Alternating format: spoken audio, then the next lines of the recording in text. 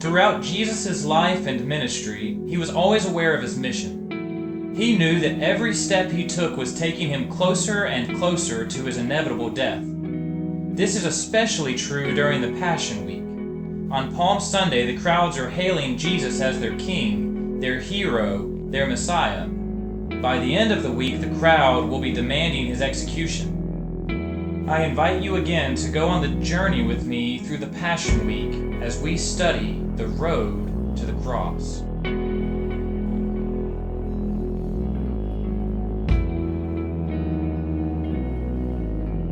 Our story continues in the upper room as Jesus and his disciples observe the Passover feast together one last time. Jesus had warned the disciples that he would eventually suffer at the hands of wicked men in Jerusalem. This was a concept that Jesus' followers could not understand.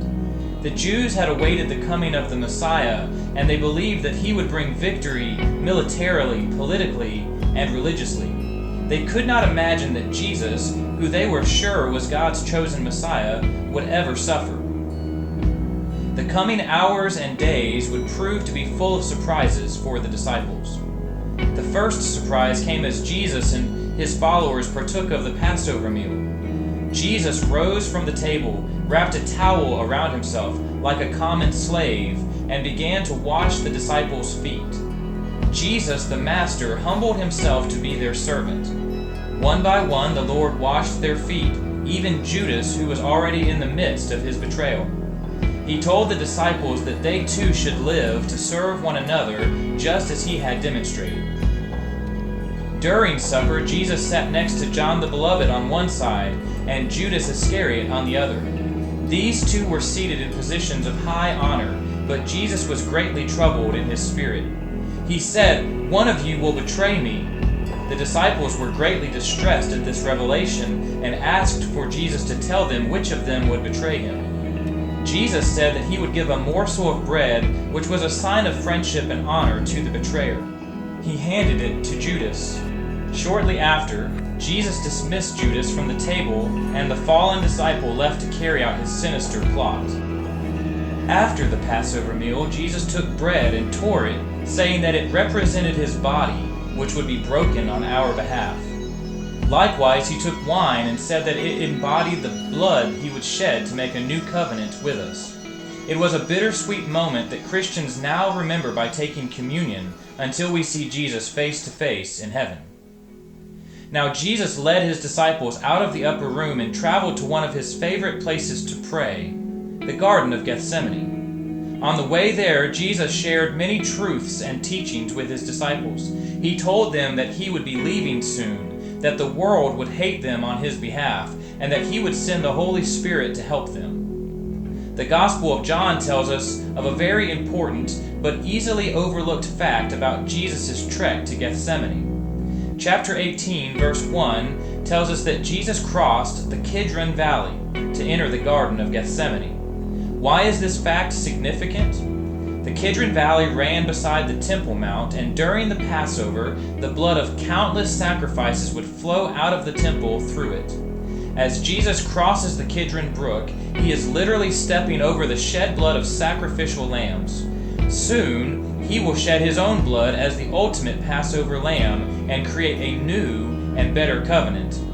Jesus' death meets all of the requirements according to the Levitical law, but his death will create an even greater covenant between God and men. Now, Jesus and his followers are in the Garden of Gethsemane. Normally, this was a place of rest and refreshment for Jesus and the disciples, but on this night the Lord is greatly troubled and his disciples are anxious.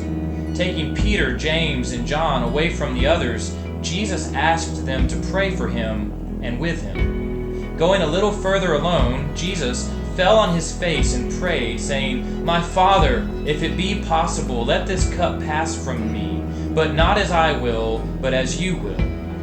After about an hour of such agonizing prayers, Jesus returned to his disciples, finding them asleep. After waking them, Jesus returned to his prayers. But now, Jesus, in even greater torment, suffers a peculiar ailment.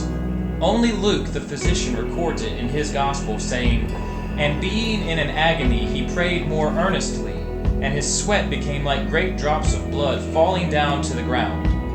It is a recorded medical phenomenon called hematidrosis, where under immense stress, capillaries beneath the skin rupture and leak through a person's pores. Even after seeing their master in such a terrible condition, the disciples again fall asleep while they pray. But now the time for prayer has ended. Accompanied by a mob of guards, Judas Iscariot is coming to deliver Jesus into the hands of the religious leaders who have plotted to execute him out of bitter jealousy. Judas, who hours earlier Jesus washed his feet, sat him in the seat of honor, and revealed his betrayal, now comes to Jesus and kisses his cheek as a sign of friendship. This signified to the guards who to arrest. What would cause one of Jesus' trusted disciples to betray him? 30 pieces of silver, the price of a common slave. Now, facing the armed guards, the other disciples panic. They flee from their friend and master, leaving him alone in his suffering. Soon, Jesus, the Son of God, will be tried, convicted, beaten, spat upon, humiliated, and finally executed on a cross. Soon, heaven's spotless Lamb's blood will be shed, and the one who brings life to all creation will draw his final breath. Soon comes the crucifixion.